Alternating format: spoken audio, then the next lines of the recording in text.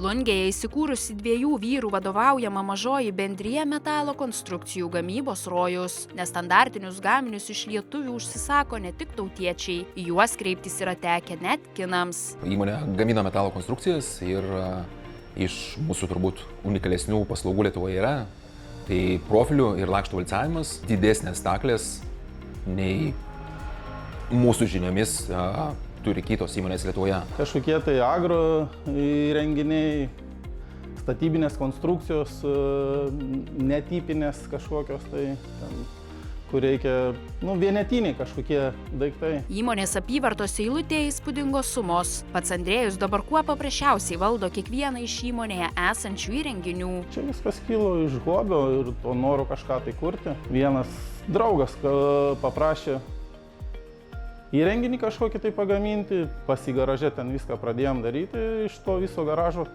kilo šitas biznis. Mes stengiamės imti daugiau nestandartinius dalykus, tokius dalykus, kurių atsisako didžiosios įmonės, kurios vaikosi tonų. Mes nesivaikom tonų, mes nesivaikom masių, mes žiūrim į kiekvieną gaminį individualiai.